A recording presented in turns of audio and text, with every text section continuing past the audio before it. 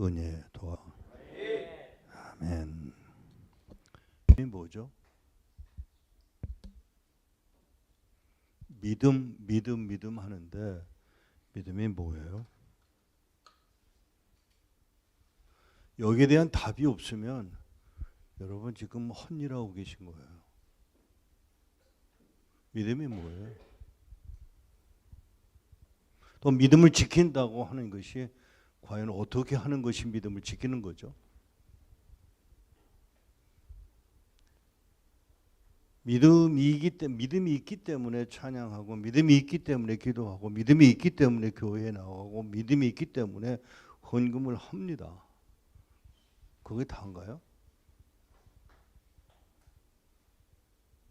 착각하지 마세요. 미안합니다. 그건 아무것도 아니에요.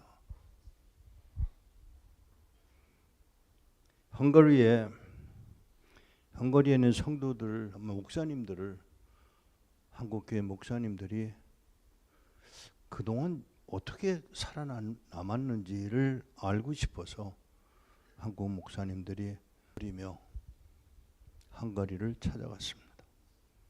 목사님들을 만났습니다.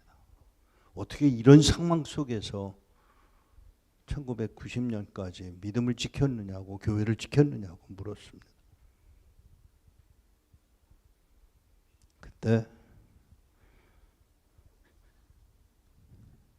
목사님이 성경 구절이 뭐냐 하면 로마서 8장, 우리가 이 일에 대하여 무슨 말을 해야 하겠느냐, 하나님이 우리를 위하시면 누가 감히 우리를 대적하겠느냐. 8장 31절입니다. 친아들을 아끼지 않으시고 우리의 모든 사람을 위하여 내어주신 하나님이 그 아들과 함께 모든 것을 우리에게 은혜로 주시지다. 누가 정죄하겠는가? 죽으셨을 뿐 아니라 일으키심을 받아 하나님 오른편에 계시고 우리를 위하여 또한 죽으신 이는 중보하시는 이는 그리스도니 누가 우리를 그리스도. 그동안 자유롭게 예배하고 자유롭게 주님을 찬양했지만, 제자 교육을 했지만 다시 돌아갈 것입니다. 어디로? 지하로. 65명이나 되는 북한의 성도들이 살려달라며 도와달라며 서울에 가겠다며 와서 찬양하고 싶다며 저한테 연락이 왔어요.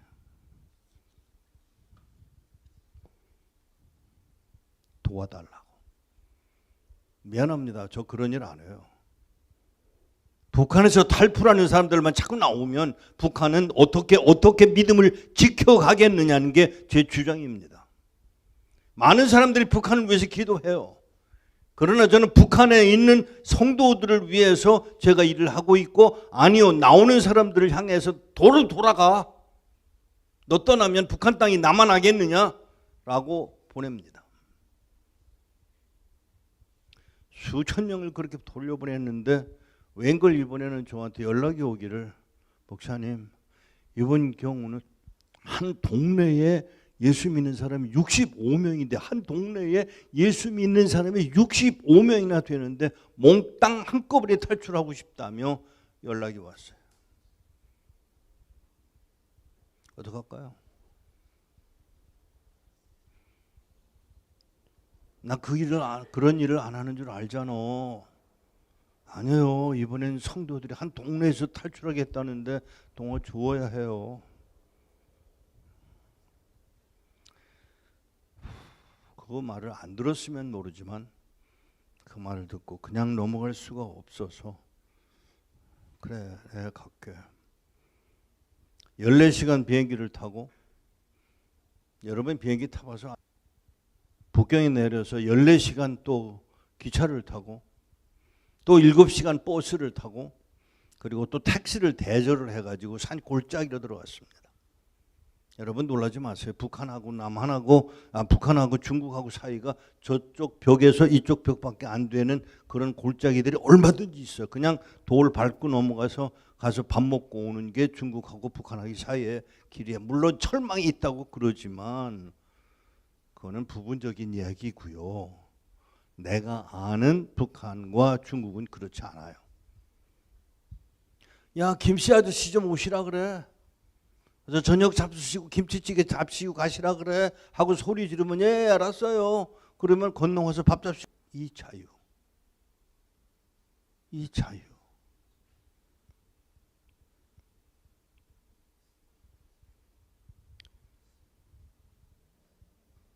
몇 명이세요?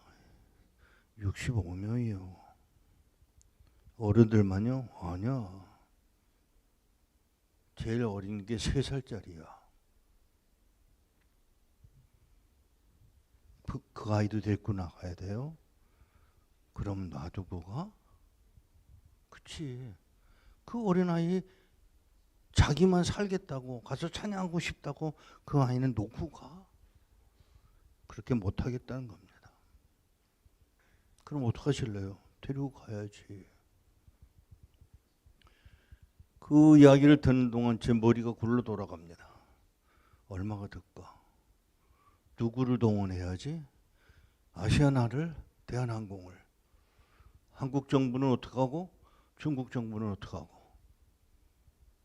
계산을 해보니까 미국 돈으로 그 당시에 30만, 25만 불에 30만 불 정도 들겠더라고요.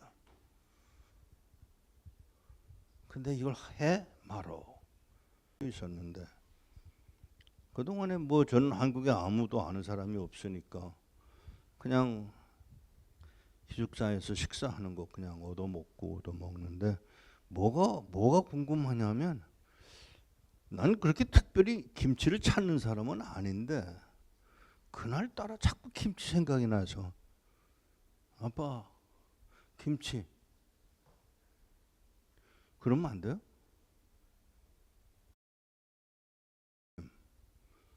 누군가가 저희 숙소 문 앞에 조그마한 병에 김치.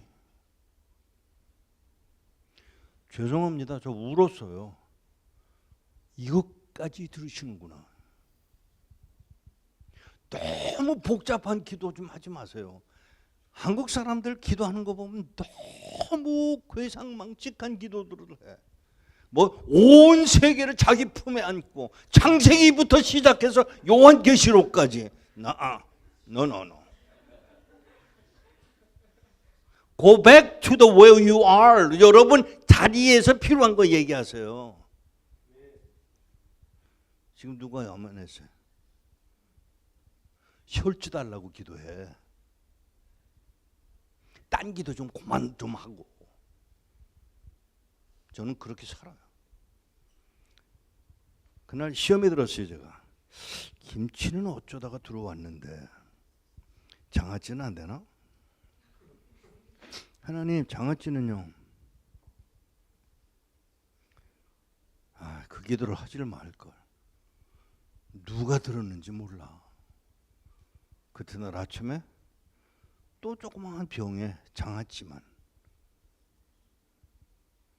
나 정말 그날 울었어요. 땅바닥에 주저앉아서 울었어요.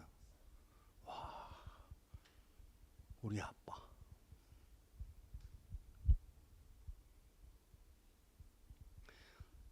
(65명의) 그 이야기를 제가 듣고 계산해 보니까 25만 불. 제가 그런 돈 없어요. 하지만 하나님은 가지고 있음에 틀림이 없어요. 로버트 슐러. 한때 유명했던 목사님이 교회를 디자인을 해놓고 보니까 얼마가 들겠느냐 하면 그 당시에 그 교회 짓는 돈이 700만 불. 하나님, 나 700만 불 없어요. 그래? 나는 있는데? 이게 응답이었어요. 근데 그 로버트 슐러가 그 기도하고 응답받은 다음에 바로 뭐라고 그랬냐면 주님이 갖고 계신 건 아는데 안 주시면 제게는 아무런 의미가 없잖아요. 주세요. 건축이 끝난 다음에 돈이 100만 불이 남았어요. 그리고 첫 예배를 드릴 때 헌금한 돈을 몽땅 교회에서 사용하지 않고 멕시코에 병원을 하나 세워줬어요. 우리 하나님 능하십니다. 그 하나님이 여러분의 하나님이에요. 소리를 지르는 건 여러분 자유예요. 내가 이렇게 하니까 너도 이렇게 해라. 그렇게 내가 고집하지 않아요. 제가 장로교 목사이긴 하지만 저도 입신한 경험도 했고요. 방언도 하고요. 뭐 예언도 했고요. 병도 고쳐봤고요. 나 그게 저의 자랑거리가 아니에요. 저의 자랑거리는 하나님, 아버지가 아들을 십자가에 못 박아 죽여서 나를 상속자로 만드셨다는 사실이 자랑스러운 거예요. 그러니 내가 있는 거 다 줘야지. 그래서 그 할아버지 보고 돈은 나중에 하나님이 해결하실 거라고 믿어버리고, 그리고 할아버지 제가 어떻게든지 해볼게요.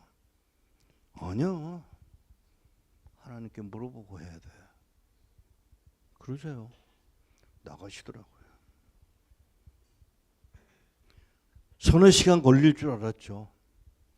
그래서 안에다가 그 부엌에다가 중국의 조선족들이 만드는 된장이 기가 막히게 맛있습니다.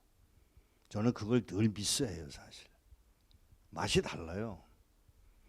그래서 특별히 그 된장찌개를 해달라고 부탁을 하고 우물우물한 사이에 할아버지가 들어오시더라고요. 3시간, 4시간 걸릴 줄 알았던 할아버지가 10분도 안 돼서 들어오시는데 땅바닥을 질질 끌고 걸어 들어오시는데 하나님이 뭐라고 그러세요? 천국이 좋으냐 서울이 좋으냐 그러시더래요. 어휴, 하나님도 참 왜 그렇게 물어? 그러니까 당연히 하나님 천국이 좋죠. 그러면 집에 가자. 3살짜리도요. 그래도 그 아이 데리고 가야지. 무슨 말이에요? 죽이시겠다는 얘기예요. 살려주시겠다는 얘기가 아니고요. 평안하게 지켜주시겠다는 얘기가 아니에요. 가자. 예, 하나님. 그리고 들어오신 그 할아버지의 그 이야기를 듣고 밥을 먹을 시간이 없어요, 이젠. 경찰 온대잖아. 빨리 가. 예, 할아버지. 안녕히 계세요. 무슨 인사가 그러냐? 왜요? 천국에서 만나자 그래.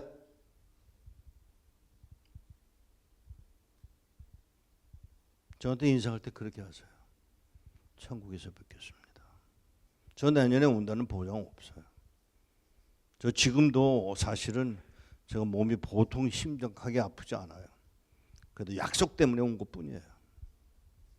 그게 그리스도인의 자세예요. 쓰러져도 증인의 자리, 아파도 증인의 자리. 그게 여러분과 내가 걸어가야 할 길이에요. 그걸 가리켜 뭐라 그러느냐 하면 믿음의 사람의 모습이다라고 말하는 거예요.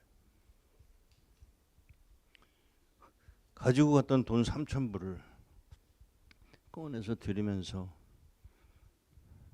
혹시라도 마음이 바뀌시면 연락 주세요. 아니야. 그런 일은 없어. 하나님이 원하시는 대로 집으로 돌아갈 뿐이야. 그 길. 하나님이 원하시는 곳으로 돌아갈 뿐이야.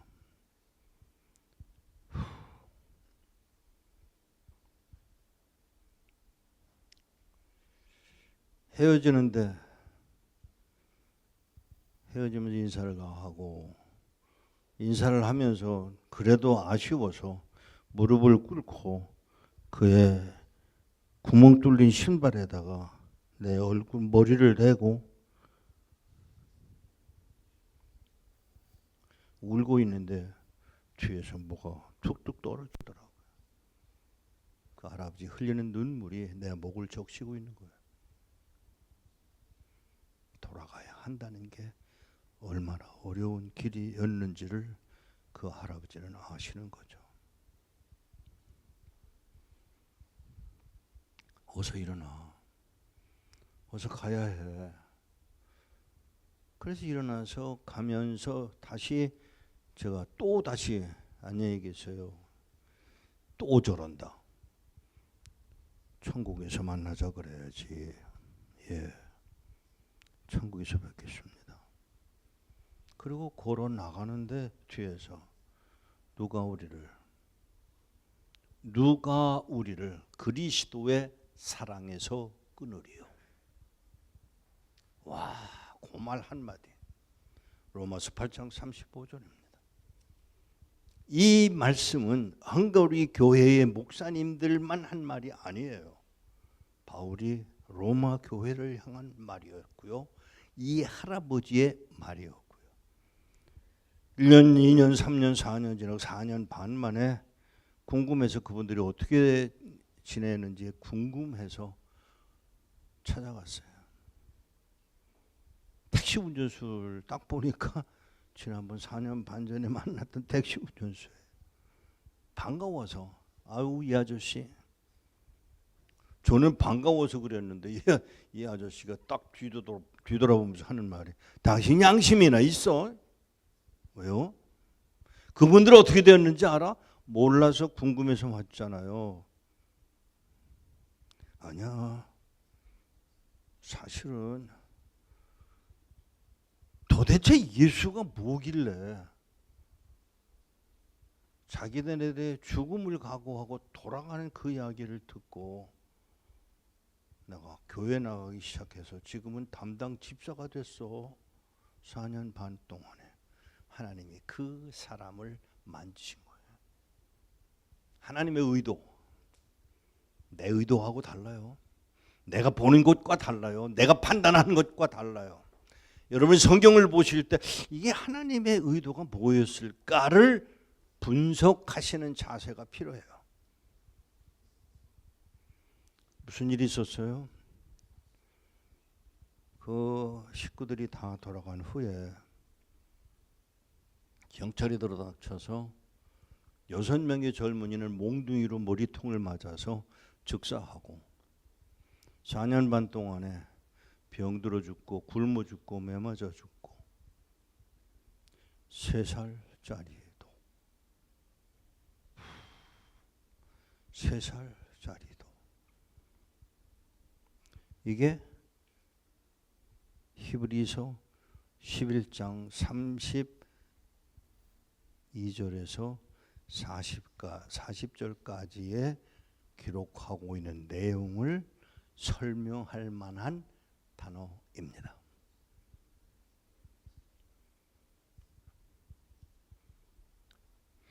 여러분 아시죠? 태용호 씨 아시죠? 탈출해서 탈북했다기보다는 여기 있다가 한국으로 망명을 한 그분 지금 전도사처럼 활동하고 계신 거 아세요? 우리 하나님이 그를 끄집어내서 전도사처럼 만들어가고 계시는 하나님. 큐바에서 온 이일기 씨도 마찬가지예요. 여러분 삼풍백화점 기억나세요? 기억하실 수 없을 분도 있죠. 삼풍백화점 사장. 그 삼풍백화점이 무너지는 바람에 삼풍백화점의 사장이었던 분이 감옥에 7년 동안 있었죠. 사실은 엄격히 따지면 그 사람 자신의 잘못은 아니에요. 그렇지만 책임자라는 이유 때문에 감옥에 7년 동안 있고 나오셔서 어디로 가셨냐면 몽골에 가셨어요. 7년 동안을 그분은 뭐라고 표현하느냐면 신학교였어 그래요. 그리고 나오셔서 몽고의 울란바토르에서 조금 떨어진 곳에서 25,000평의 땅을 가지고 소를 키우고 양을 키우는 일을 했습니다. 얼마 지나더니 저한테 연락이 왔어요. 목사님, 몽골에 땅 필요하지 않으세요? 갑자기 필요하죠. 25,000평이면 좀 작아요? 왜요? 드릴게요.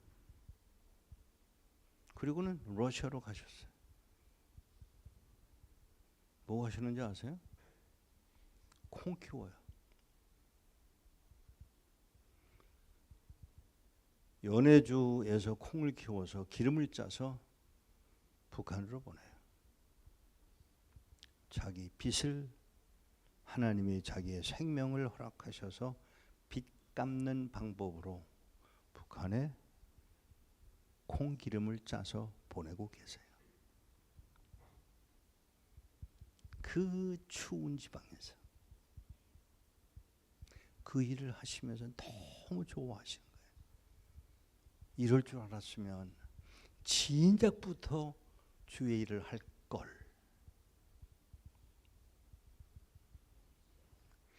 믿음의 삶을 살기 시작했습니다. 히브리서 11장 38절에 이들은 세상이 감당하지 못한 자로서 광야와 산과 동굴과 토굴로 돌아다녔어. 이 사람들이 다 그리스도의 그들의 믿음으로 말미암아 인증은 받았으나 약속은 없대. 그런데 그 길을 가도록 믿음을 주신 이가 하나님이세요. 앞뒤가 안 맞잖아요. 아니 약속이라도 해줘야 될 텐데 그것도 없어. 그리고는 40절에 여러분이 여기 가는 걸 보니까 화면에 띄우는 맞구나. 40절 이는 하나님이 우리를 위하여 더 좋은 것을 예비하셨으므로 그들이 우리를 떠나서는 완전하게 되지 못하게 하셨기 때문이다. 저하고 다르죠? 여러분 성경이고요. 나는 북한 언어 성경으로 지금 읽고 있는 것입니다. 미쳤어요. 아니 북한에서 연락이 왔어요. 성경책을 그렇게 많이 보내줬는데 뭐라 그러냐면 목사님 이거 도무지 이해가 안 되니까 우리말로 바꿔주세요. 아이고, 미쳤어 정말.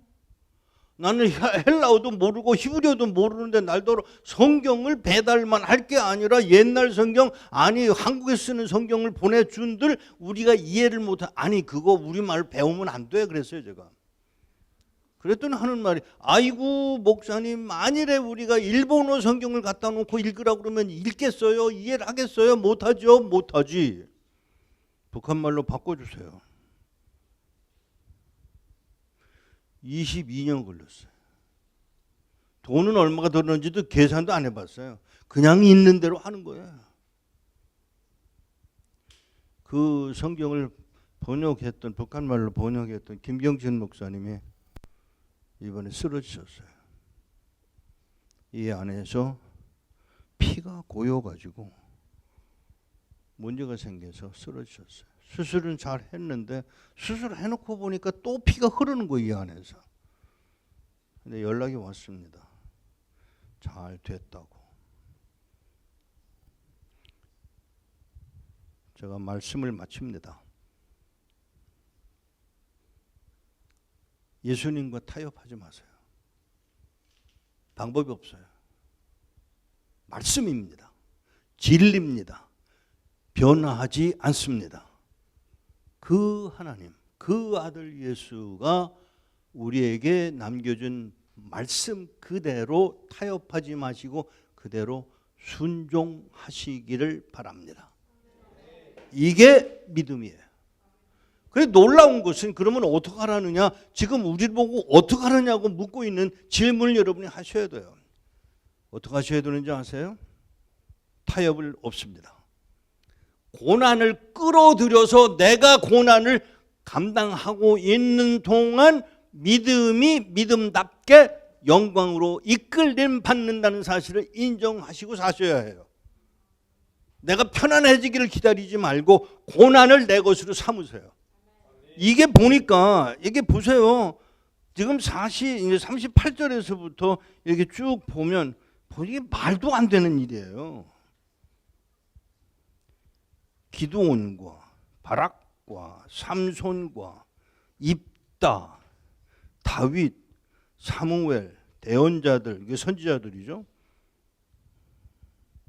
그들은 나라들을 정복하기도 하고 공의를 집행하기도 하였고 약속들을 받기도 하고 사자들의 입을 막기도 하였고 입을 이글거리는 불을 끄기도 하고 날카로운 칼날을 피하기도 했으며 연약한 가운데 힘을 얻기도 하고 전투에서 막강해져 적군들을 도망치기도 하였으며 35절 여인들은 자기의 죽은 혈육을 부활로 돌려받기도 하였으나 어떤 사람들은 부활로 더 나은 생명을 얻고자 하여 풀려나기를 거절하고 모질게 고문을 당하였다.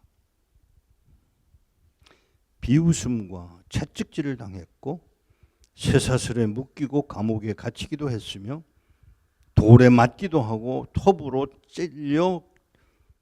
썰려 잘라서죠. 두 토막이 나는 경험을 하기도 했으며 칼로 죽임을 당하기도 하고 양가족과 염소가족을 두른 채 궁핍과 고통과 학대 속에서 돌아다니기도 하였으니 이들은 세상이 감당치 못한 자로서 살았다는 말인데 그렇게 살아간 사람을 가리켜 믿음의 사람이라고 말합니다. 편안해질 때까지 기다리라는 이야기가 아니라 그 고난을 내 것으로 삼아. 저 사실 40년 동안 사역하면서 어려움 당하기도 했어요. 그러나 제가 그 일을 하면서 뭘 선택해? 차라리 남들이 당하기 전에 내가 먼저 그 고난의 길에 투입되도록 자청했던 게 저예요. 아이들을 떠납니다. 아내를 떠납니다.